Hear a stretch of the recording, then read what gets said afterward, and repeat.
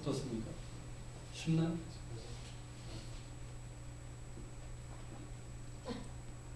반응이 없으시네요. 그렇게 쉬운 책이 아닙니다. 아무래도 이제 당시 유대인 신자들을 대상으로 쓴 서신이다 보니까 여기 나오는 용어들이 우리에게 좀 낯설어요. 그리고 구약의 배경이 없이는 이해하기 어려운 책입니다. 오늘 이제 본문이 들어있는 7장이 그런 이제 좀 어려운 부분 중에 하나인데 7장의 경우는 누가 등장합니까? 멜기세덱이 등장하죠. 어떤 분들은 멜기세덱이라는 인물이 있었나 할 정도 분들도 있어요. 굉장히 심리적인 인물이고 그리고 여기 나오는 용어들 굉장히 뭐 구약의 제사 이런 용어들 아닙니까? 그런 용어들도 그렇고 그리고 이제 전개하는 그런 내용을 한 번 읽어서는 이해가 되지 않습니다. 만약에 여러분들 가운데 한 번 읽어가지고 와 이해가 된다 그러면 둘 중 하나예요. 정말 탁월한 성경 해석가이거나 자신에 대해서 모르거나 둘 중에 하나입니다. 그만큼 히브리서는 쉽지 않고요. 한두 번 읽어서 이해될 수 있는 책이 아닙니다. 그럼에도 이 책에서 강조하고 있는 내용이 너무나 중요해요. 그 당시 유대인 신자뿐만 아니라 지금의 유대인들도 그렇고요. 유대인이 아닌 우리에게도 너무나도 중요합니다. 우리가 예수님을 믿는다고 하는데 예수님께서 우리를 위해서 무엇을 하셨고 지금도 무엇을 하고 계신지를 제대로 알아야 됩니다. 그렇게 될 때 예수님이 나에게 어떤 분이신지 그리고 내가 예수님께 어떻게 반응해야 되는지도 알게 됩니다. 그렇지 않습니까? 지난주에 말씀드린 것처럼 예수는 누구인가? 이건 굉장히 중요한 일입니다. 인간 역사에 있어서 가장 중요한 질문은 이겁니다. 인생에 있어서 가장 질문은 예수는 누구인가 하는 이 질문.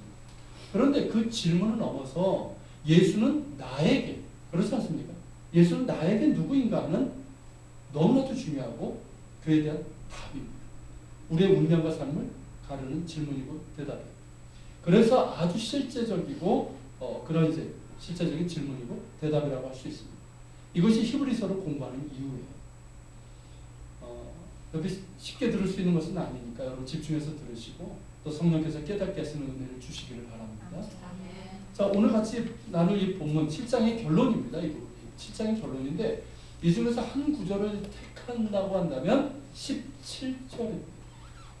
자, 같이 읽어볼까요? 증언하기를 내가 영원히 멜기세덱의 반사를 받는 제사장이라 하였다. 자, 여기 보면 자 7장의 결론이 뭐예요? 히브리서 전체의 결론이에요. 예수님은 누구시다? 왕이시며 우리의 대제사장이시다. 이거예요. 이게 결론이에요. 자, 우리가 2주 동안 멜기세덱을 통해서 예수님이 이제 어떤 분이신지 좀 나눴잖아요. 그걸 토대로 우리가 다시 정리를 하면 자, 예수님이 왕이라고 할 때는 어떤 왕이십니까? 멜기세덱의 이름 뜻으로 우리가 봤는데 어떤 왕? 의의 왕이고 샬렘 왕, 평화의 왕이죠. 자, 예수님을 의의 왕이라고 하는 까닭은 그 핵심은 다른 거 아니에요. 그건 뭐냐면 예수님의 의를 통해서 우리가 하나님 앞에 의롭다 인정을 받을 수 있다. 이거예요. 여러분 우리 자신에게 의가 있을까요? 하나님께 인정받을 수 있는? 없어요.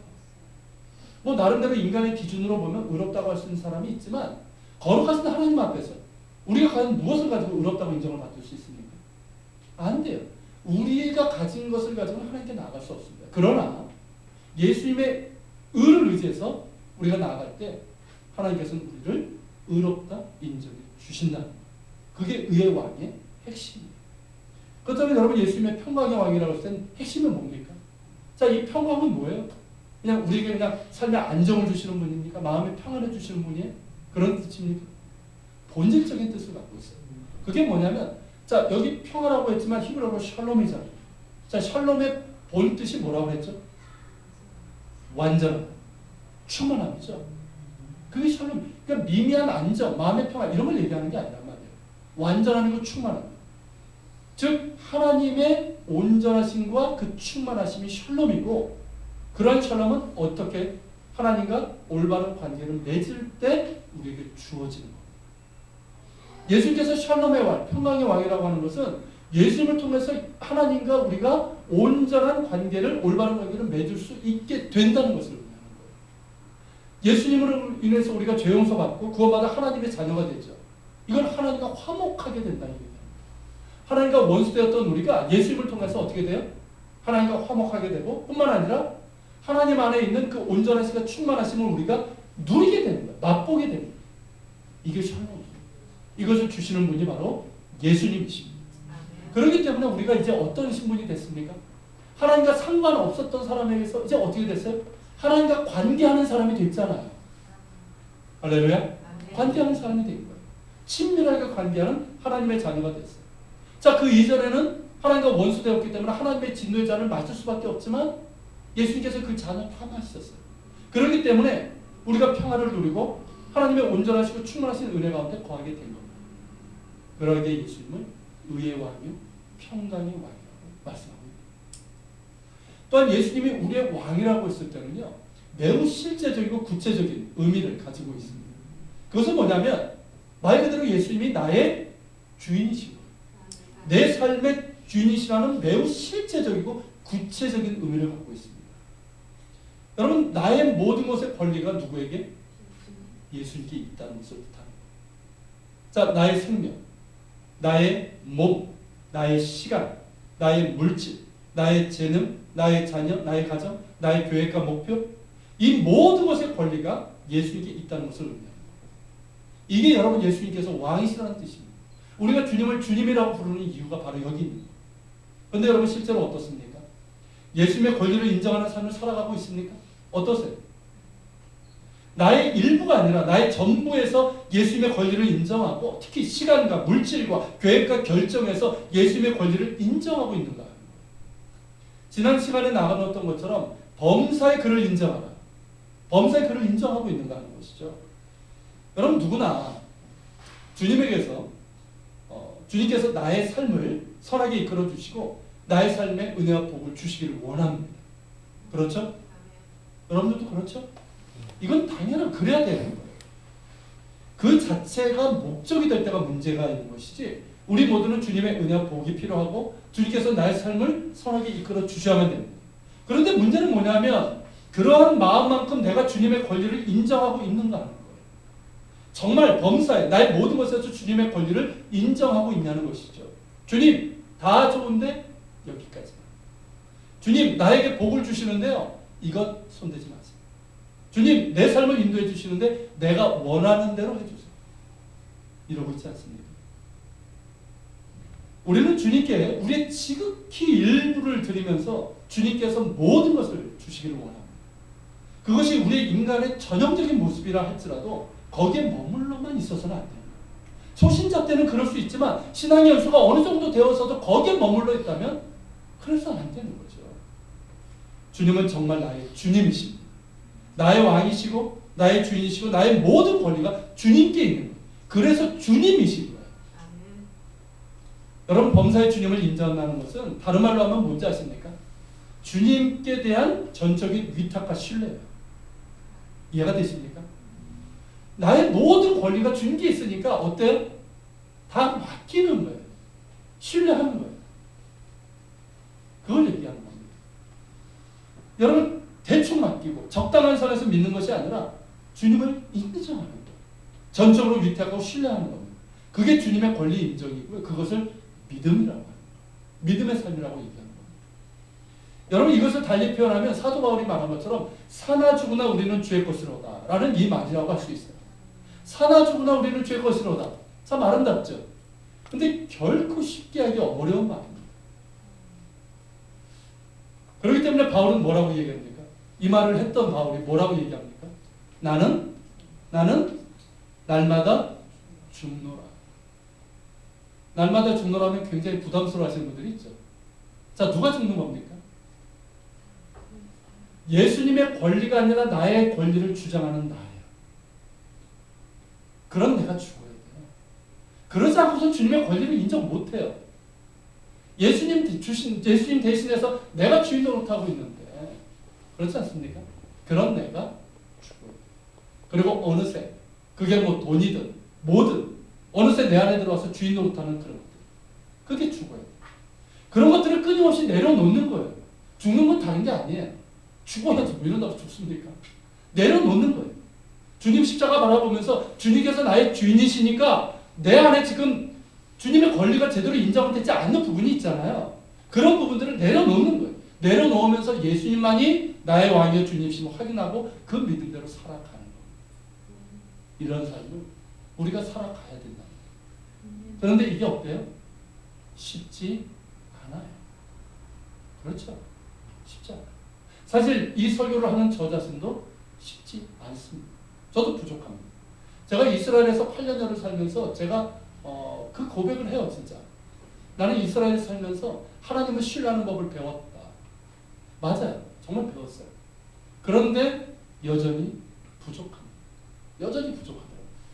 연약한 인간이니까 눈에 보이는 것에 흔들릴 때가 있어요. 그리고 아주 순간적으로 의심이 깃들 때도 있고요. 낙심할 때도 있어요. 이것이 저의 솔직한 모습이에요. 어떻게 이걸 숨길 수 있겠습니까? 그런데 제가 주님 앞에 그리고 여러분 앞에 거짓 없이 말할 수 있는 것은 뭐냐면 저는 씨름하고 있다는 거예요. 저는 그렇게 훌륭한 목사도 아니고요. 여러분 여러 가지 면에서 부족한 것이 많은 사람입니다. 주님께 대한 전적인 신뢰와 의탁으로 살아가려고 하지만 그렇지 못할 때도 많아요. 그렇기 때문에 씨름하는 거예요. 사도 바울의 고백처럼 사나 죽으나 주님의 것이기 때문에 내가 주님의 것이고 또한 주님만이 나의 권리를 가지신 왕이시기 때문에 주님 앞에 엎드려서 씨름합니다. 그리고 그렇게 씨름할 때마다 주님께서 저를 붙들어 주십니다. 이 작은 믿음에 믿음을 더해 주시고 흔들리는 마음에 평안을 더해 주시고 수없이 많은 것들에 묶일 수 있는데 자유함을 주시는 거예요. 그리고 저는 믿습니다. 내가 주님의 권리를 온전히 인정하고 믿음과 순종의 삶을 살아갈 때 나의 왕이심의 주인이신 주님께서 나를 의의 길로 인도해 주시고 나로 하여금 하나님의 영광을 보게 해 주실 것이라는 거예요. 저는 이 사실을 믿습니다. 그렇기 때문에 오늘도 씨름하고 이 강단에 서 있습니다. 저 그냥 서 있는 거 아니에요. 씨름하고 씁니다. 여전히 멀었지만 씨름하면서 이 길을 가고자 합니다. 여러분, 우리 모두 이 길을 같이 갈 수 있기를 소망합니다. 우리 모두는 사나 죽으나 주님의 것입니다. 나의 모든 삶의 권리는 주님께 있어요. 그 권리를 인정하는 삶을 살아갑시다. 쉽지 않아요. 결코 쉽지 않습니다. 그러게 날마다 씨름하면서 나는 죽고 그리스도께서 사시는 우리가 될 수 있기를 바랍니다. 그래서 우리의 나중이 지금보다 더 좋고 주님의 은혜와 복으로 가득 차며 무엇보다 주님의 영광을 드러내고 볼 수 있는 우리 모두가 될 수 있기를 축원합니다. 이제 히브리서에서 두 번째로 말씀하는 게 뭡니까? 예수님의 대제사장 되심이에요. 예수님을 대제사장이라고 할 때는 그 강조점은 두 군데에 있습니다. 두 군데. 첫째는 어디 기원이 있느냐 하는 것이고 둘째는 그 사역의 완전성에 있어요. 이게 핵심이에요. 자, 멜기세덱을 예수님께 비유하는 이유가 뭡니까? 여러분, 이스라엘의 제도적인 희생제도와 그리고 공식적인 제사장이 생긴 건 언제예요? 출애굽하고 시내산 밑에서 율법을 받고 성막을 지은 후 비로소 이 제사장이 세워지고 희생제사라는 이 공식적인 게 생긴 거란 말이죠. 그런데 멜기세덱은 어떻습니까? 그보다 훨씬 이전이에요. 500여 년 전에 아브라함 때 인물입니다. 창세기 14장에서 그에 대해서 뭐라고 얘기합니까? 그럼에도 불구하고 그를 지극히 높이신 하나님의 제사장이라고 그렇게 소개하고 있어요. 아브라함에게 11조를 받았고 그리고 아브라함을 축복했습니다. 이건 제사장이 할 수 있는 일이에요. 이런 멜기세덱이 예수님과 닮은 데가 있다는 거예요. 어느 지파가 여러분 제사장이 될 수 있을까요? 어느 지파가? 레위 지파죠. 레위 지파 중에서도 누구? 다 되는 게 아니에요. 레위 지파라고. 아론의 후손, 아론 혈통에 있는 사람들만이 제사장이 될 수 있었습니다. 그런데 예수님은 혈통적으로 보면 어느 지파예요? 유다 지파예요.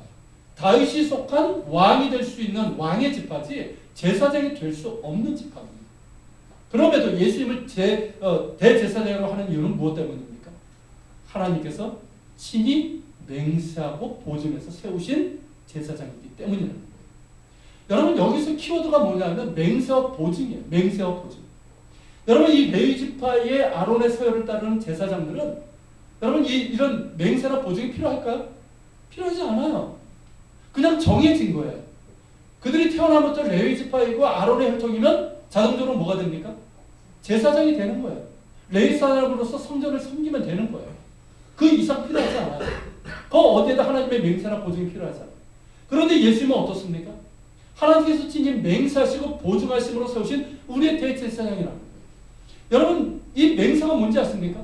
하나님께서 당신의 외아들을 통해서 우리를 구원하시겠다는 맹세예요.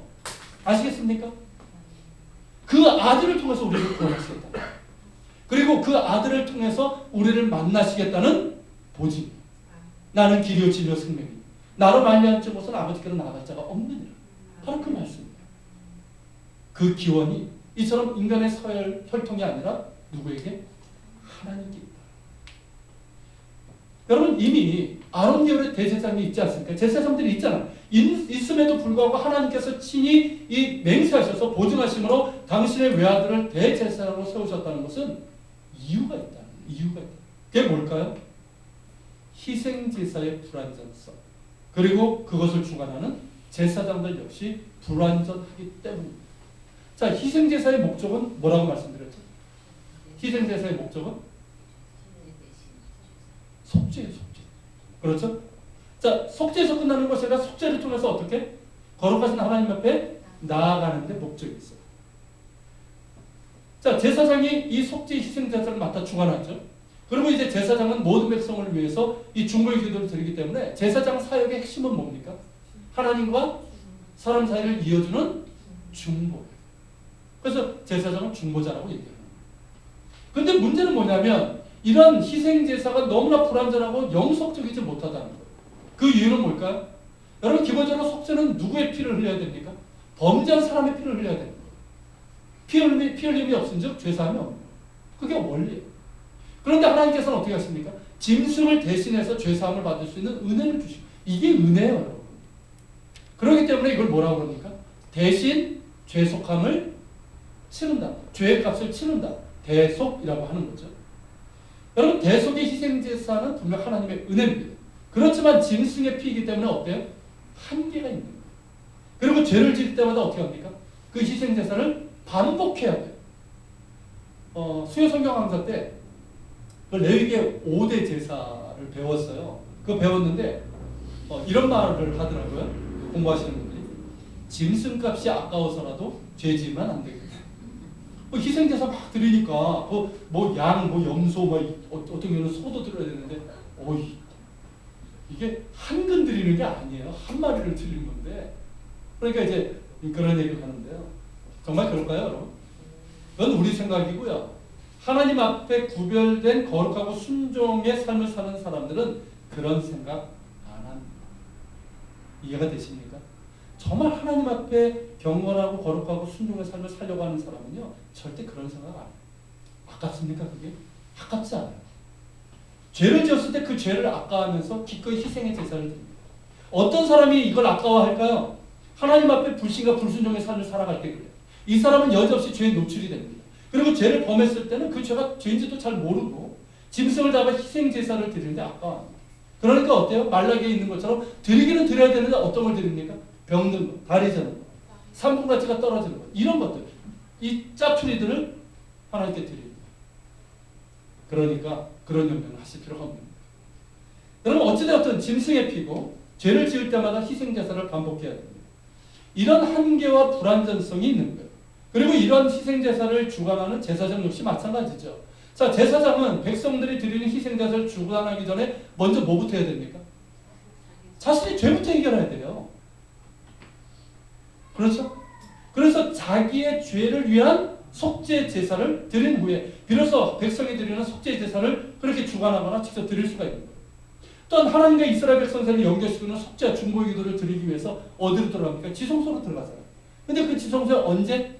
1년에 단 하루 속죄에만 들어갈 수 있어요. 그것도 철저하게 자신의 죄를 속죄하고 나서 그렇게 제사를 드리고 나서 매우 조심스럽게. 왜냐하면 그 죄가 해결되지 않으면 어떻습니까? 하나님의 거룩하심 때문에 죽임을 당할 수 있는 거예요. 하나님께서 치시는 것이 아니라 그분의 거룩하심 앞에 죄인이 맞닿게 되면 그런 화를 당하게 되는 거예요. 그렇기 때문에 매우 조심스럽게 들어갈 수밖에 없었어요. 여러분 이 역시 어떻습니까? 제사장들 역시 이처럼 유한하고 불완전한 인간이에요. 본질적으로 이 죄의 문제를 가지고 있고 언제나 죄에 넘어질 수 있는 연약한 인간이기 때문입니다. 그러니 어떻습니까, 여러분? 이런 제사장들은 물론 이 제사장들을 위해서 드려지는 속죄의 희생제사는 불완전하고 제한적이고 그 효력에 있어서도 영속적이지 못한 거예요. 그리고 이런 희생제사는 임시적으로 주신 거예요. 여러분 임시적이라는 말이 뭡니까? 그거는 완전한 것이 올 때까지 제한적으로 기능을 감당하는 거예요. 그게 임시적인 거예요.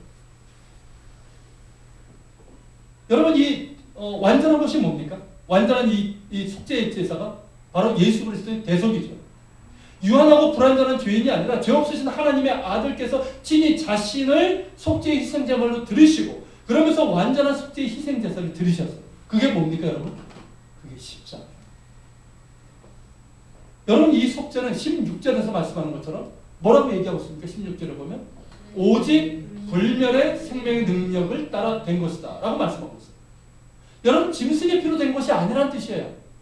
그리고 불완전하고 죄인이며 죽을 인간에 의해서 된 것이 아니고 율법에 따라 된 것도 아니고 무엇으로? 오직 불멸의 생명의 능력. 무슨 뜻입니까? 영원하신 영생하신 하나님의 아들의 생명으로 된 것이라는 그 뜻이에요.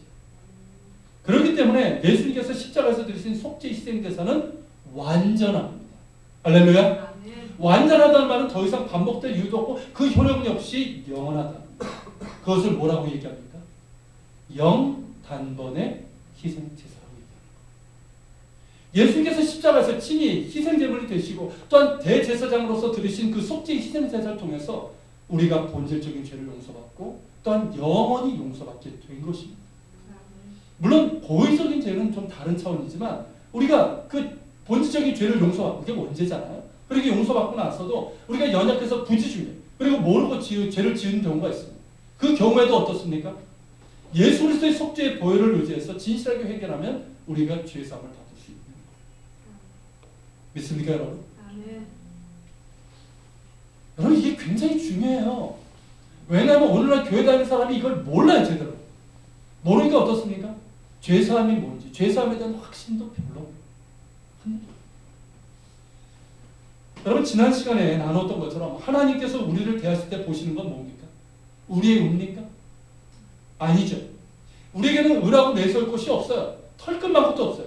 오직 우리를 덮고 계시는 예수 그리스도의 보혈의 의입니다. 당신의 외아들의 의를 보시고 우리를 대하시고 우리를 의롭다고 인정해 주십니다. 그렇기 때문에 우리가 감히 대제사장조차도 1년에 단 하루 들어갈 수 있었던 은혜의 보좌 앞으로 담대히 나갈 수 있는 겁니다. 여러분 이것을 히브리서 4장에서 말씀하고 있는 거잖아요. 자 같이 읽겠습니다. 그러므로 우리에게 큰 대제사장이 계시니 승천하신 이 곧 하나님의 아들 예수시라. 우리가 믿는 우리를 굳게 잡을지어다. 우리에게 있는 대제사장은 우리의 연약함을 동정하지 못하실 리가 아니요 모든 일에 우리와 똑같이 시험을 받으신 이로되 죄는 없으시니라. 그러므로 우리는 긍휼하심을 받고 때를 따라 돕는 은혜를 얻기 위하여 은혜 보좌 앞으로 담대히 나아갈 것이죠. 여러분 이게 얼마나 엄청난 일이고 얼마나 엄청난 특권인지 아십니까? 아세요? 할렐루야. 피곤하신 분들 있어요? 여러분 이게 엄청난 일이고 엄청난 특권이에요. 근데 많은 그리스도인들이 이것이 얼마나 엄청난 일이고 엄청난 특권인지 잘 모른다는 거예요. 오늘날 그리스도인들의 문제가 뭔지 아십니까? 성경을 잘 모른다. 안다고 할 때도 어설프게 안 돼요. 그러니까 문제가 생겨요. 세상은 무식하면 뭐라고 그러죠? 세상은 무식하면 용감하다고 그러죠. 근데 여러분 성경에 대해서 무식하면 정말 큰일 납니다. 호세아서의 말씀처럼 이 백성이 지식이 없어 망하는 거예요.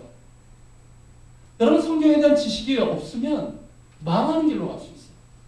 큰일 납니다. 그리고 제대로 알아야 돼요. 어설프게 아는 것은 모르는 것보다 못해요. 여러분 어설프게 하니까 어떻습니까? 어설프게 하니까 자기가 무엇을 믿고 그 믿음이 무엇인지 잘 몰라서 흔들리는 거예요. 그리고 그 믿음에 합당한 사고와 삶 역시 제대로 살아가지 못하는 거예요. 그러면서도 안다고 생각한다는 거죠. 마치 욥기에 나오는 새 친구들처럼 진리를 모르고 어설프게 알면서도 스스로 지혜롭다, 안다고 생각하는 교만과 무지가 우리에게 있습니다. 여러분 정말 제대로 알아야 됩니다. 제대로 알기를 사모하고 애써야 돼요. 그리고 말씀 앞에 겸손해야 됩니다. 여러분 역사상, 기독교 2000년 역사상 손에 꼽는 탁월한 신학자들, 목회자들, 설교자들이 있습니다. 사도바, 어거스틴, 마틴 루터, 존 칼 바르트, 마틴 로이드 존스, C.S. 루이스, 톰 라이트 이런 사람들. 여러분 이 사람들도요 어떤지 아십니까? 우리가 생각할 때 정말 탁월한 분들이에요. 정말 탁월한 신학자고 설교자들이에요. 근데 이분들이 말씀 앞에 서서 느끼는 게 뭔지 아십니까? 자신이 얼마나 왜소하고 무지한가 하는 거예요. 이걸 느낍니다 여러분. 이거는 하나님의 말씀을 제대로 전하려고 하는 그런 설교자라는 느끼는 거예요. 그러기에 늘 겸손히 성령의 조명하심을 구했고 성경을 자세하게 살펴보는 거예요. 우리가 이런 신학자들이나 설교자처럼은 할 수 없겠지만 우리 역시 말씀 앞에 겸손해야 됩니다. 내가 아는 말씀, 들었던 말씀이라고 생각하시면 안 돼요. 말씀 앞에 겸손해야 되고 또한 그 말씀을 바르게 알고 제대로 진리를 깨닫기를 사모하고 노력할 수 있기를 바랍니다. 아무리 바빠도 말씀 앞에 서는 시간을 가지세요. 그리고 그 말씀을 깨닫게 하셨을 때는 순종의 삶을 살아가야 됩니다. 그럴 때 여러분 그 말씀이 내 영혼과 내면과 삶을 충풍성하게 해주는 거예요. 왜 교회 다니면서도 이렇게 우리가 이렇게 빈곤하고 이렇게 살아갑니까? 이런 삶이 없기 때문입니다. 여러분 아무리 바빠도 말씀 앞에 서십시오. 겸손하게 쓰세요. 그리고 말씀이 여러분에게 깨닫게 하십니까? 뭔가 요구하십니까? 순종하란 말이죠. 그렇게 할 때 그 말씀이 여러분들을 풍성하게 해요. 그리고 여러분 그게 성령 충만의 길이에요. 그러면서 여러분들이 하나님 나라를 보게 하는 영적인 눈도 열립니다. 그래서 맨날 어디 신비한 데만 쫓아다 우리 교인들은 그러지 않은 줄 믿습니다. 아멘? 아멘. 여러분 다시 본문으로 가서 히브리서에서 우리에게 가르쳐주는 이 진리가 정말 얼마나 엄청나고 중요한지 모릅니다. 우리는 실감나지 않지만 여러분 당시 유대인 신자들에게는 이게 굉장히 실감나는 진리였어요. 왜 그러냐면 그 당시에 뭐가 있었습니까? 히브리서를 쓰여졌을 때 예루살렘 성전이 있었어요. 제사장들이 있었고 제사장들이 주관하는 희생제사가 있었단 말이에요. 그러니까 어떻습니까? 당시 유대인 신자들은 이게 실감나는 거예요. 한 번도 생각하지 못한 부분이에요. 근데 이 말을 들어보니까 어떻습니까? 이게 진리인 거예요. 예수님이 우리의 완전한 대제사장이시고 그분의 희생제사를 통해서 우리가 구원을 받는 거예요. 더 이상 희생제사는 의미가 없는 거예요. 그분이 우리의 왕이시고 대제사장이신 겁니다. 여러분 그렇게 실제적으로 다가오는 거예요. 물론 우리에게는 그런 것들이 없으니까 그렇게 실감은 나지 못한다 하더라도 그 영적인 진리는 똑같습니다. 그게 무엇입니까 여러분? 우리에게는 하나님께서 친히 맹세하여서 세우신 보증하여 세우신 완전하시고 영원하신 대제사장이 계시다는 거예요. 그분이 바로 예수 그리스도십니다. 우리의 대제사장인 예수님의 영단번의 제사로 우리가 하나님 앞에 의롭다 인정을 받게 된 거예요. 하나님과 화목하게 된 거예요. 그게 구원이에요. 그것뿐입니까 여러분? 예수님은 이 땅에 있을 때 우리가 똑같은 육체를 입으시고 그러면서 우리를 친히 경험하셨어요. 아까 얘기한 처럼 어설프게 우리를 아신 게 아니란 말이에요. 어설프게 아신 것이 아니라 우리를 완전히 경험하셨어요. 어미의 자궁에서부터 성령의 능력으로 잉태하셔서 세포 분열을 하시고 아기로 태어나셨어요. 우리가 똑같이 어린아이로 청소년기를 거치셨어요. 청년이 되셨고 그 당시에 30은 여러분 중년입니다. 그 당시에. 그 중년의 때에 공생의 사역을 시작을 하신 거예요. 우리처럼 오감을 가지셨고요. 그래서 배고픔을 하셨고 피곤함도 하셨고 슬픔의 눈물도 흘리셨고 패역한 이들에게 분노도 하셨고 배신의 상처가 무엇인지 아셨어요. 그리고 온몸에 채찍과 매질을 당하시고 죄인이 달리는 십자가에 달려서 헤아릴 수 없는 고통을 겪으시며 또한 죽음까지도 경험하셨습니다. 그리고 부활하셨어요. 그렇기 때문에 능히 우리를 아시는 거예요. 여러분 믿습니까? 그 누구도 나를 몰라요. 같이 살을 맞대고 사는 나의 배우자도 나를 다 몰라요. 그러나 예수님은 나를 다 아십니다. 다 아실 뿐만 아니라 능히 도우실 수 있습니다. 할렐루야. 이처럼 우리의 모든 것을 친히 경험하시고 또 부활상선하셔서 지금도 이 땅에 계실 때 입으셨던 육체를 그대로 가지시고 우리를 기억하시면서 우리를 위해서 중보하고 계시는 거예요. 여러분 이 땅을 떠났을 때 어떻게 하셨습니까? 너희를 고와 같이 버려주지 아니하리니 또 다른 보혜사 누굴 보내셨어요? 성령님을 보내주셨어요. 그러면서 우리와 함께 하시는 거예요. 그리고 지금도 하나님 보좌 우편에서 우리를 중보하고 계시면서 우리와 함께 하시는 분이십니다. 그분이 바로 우리 주님이신 거예요. 할렐루야. 그렇기 때문에 여러분 우리가 어떤 꺼리낌이나 두려움 없이 하나님의 은혜의 보좌 앞으로 나아갈 수 있는 거예요. 여러분 히브리서 4장 16절에서 말하는 은혜의 보좌는 성전 안에 있는 지성소의 언약궤 바로 윗자리를 말합니다. 하나님께서 거기 거하셔서 이스라엘 백성을 만나시고 죄를 사해 주시고 그들에게 말씀하시고 복을 주시고 그들의 길을 인도해 주시다고 했던 그 자리에 물론 지금은 그 지성소가 사라졌지만 하나님의 은혜 보좌는 뭡니까? 하늘에 계십니다. 하늘에 있어요. 여러분 성전 안에 있었던 은혜 보좌는 하늘의 보좌의 상징일 뿐입니다. 그 은혜 보좌 앞으로 우리가 직접 나아갈 수 있습니다. 여러분 일반 백성들은 뭐 절대 불가하고 대제사장조차도 1년에 단 하루 들어갈 수 있는 은혜 보좌 앞으로 우리는 언제든지 나아갈 수 있는 거예요. 누구 때문에? 누구 때문에? 나 때문이 아니라 우리의 완전하시고 영원하신 대제사장이신 예수님께서 계시기 때문입니다. 우리 자신의 의로는 절대 들어갈 수 없지만 절대 못 가지만 예수님의 의로심의 힘으로 언제든지 궁휼하심을 받고 때를 따라 돕는 은혜를 얻기 위하여 은혜의 보좌 앞으로 담대히 나아갈 수 있게 된 거예요. 심지어 여러분 언제까지? 언제도 내가 하나님 보시기에 합당하지 못할 때 있잖아요. 그럴 때 있죠. 정말 내가 영적으로 바닥일 때 있잖아요. 내 삶이 엉망일 때 있잖아요. 정말 하나님 앞에 한없이 부끄럽고 그럴 때가 있어요. 그때조차도 담대히 나갈 수 있습니다. 왜일까요? 하나님은 나의 의를 보시는 게 아니기 때문에 내가 의롭고 순종하고 내가 믿음이 있으면 얼마나 있겠습니까? 그것으로 어찌 거룩하신 하나님 앞에 나갈 수 있겠어요? 나의 의가 아니라 오직 예수 그리스도의 의에 힘입어 하나님의 은혜 보좌 앞으로 나아갈 수 있는 겁니다. 그래서 궁휼하심을 얻고 때를 따라 돕는 은혜를 받을 수 있는 거예요. 그런데 많은 그리스도인들이 이걸 제대로 몰라요. 이게 안타까워요. 이게 얼마나 중요한 일이고 얼마나 엄청난 특권인지 몰라요. 그러니까 어떻습니까? 하나님의 은혜 보좌 앞으로 제대로 나아가지 못해요. 제대로 기도 생활을 안 하는 사람들이 너무 많다는 거예요. 그리고 자신의 영적인 상태와 삶이 침체되었을 때는 죄책감에 시달려서 두려움으로 나가지 못하고 있어요. 그때조차도 나아갈 수 있는 건데 못 나가고 있어요. 그리고 죄를 고백했다고 죄사함에 확신이 없고 그렇게 사는 이들이 너무 많아요. 여러분 그래서는 안 됩니다. 그래서는 안 돼요. 예수님께서 어떻게 해서 이루어 놓으신 것인데 우리가 그럴 수 있겠습니까?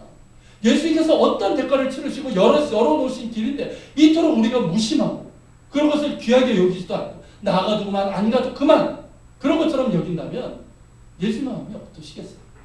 그 아들을 내어주신 하나님의 마음이 어떠시겠습니까? 우리 가운데 그런 모습이 없기를 바랍니다. 우리에게는 하나님께서 친히 맹세하시고 보존하여 세우신 너무나 완전하고 영원하신 대제사장이신 예수 그리스도께서 계십니다. 이게 우리의 믿음의 도리예요. 우리의 왕이시며 영원한 대제사장이신 예수 그리스도. 이게 우리의 믿음의 도리예요. 이게 믿음의 핵심이에요. 이거를 굳게 붙잡을 수 있는 우리가 되길 바랍니다. 그리고 지금도 나를 위해서 중보하신 예수님을 바라보라니. 딴 거 기웃거리지 말고 예수님 바라보면서 가라는 거예요. 때로는 어려울 수 있어요. 이게 경주거든요. 경주는 쉽지 않아요. 그러나 예수님을 바라보며 나아갈 때 우리 힘 주시는 거예요. 우리 위해서 중보하고 계시잖아요. 우리 위해서 자신을 내어주신 분 아니에요. 그 믿음을 가지고 우리가 나아갈 수 있길 바랍니다. 여러분 우리 모두는 하나님의 궁휼하심과 때를 따라 돕는 은혜가 필요합니다. 그렇죠? 여러분 필요할 때만 문제 있을 때만 그게 필요한 게 아니란 말이에요. 내가 살아가는 순간순간마다 언제나 날마다 매 순간 하나님의 궁휼하심과 때를 따라 돕는 은혜가 필요합니다.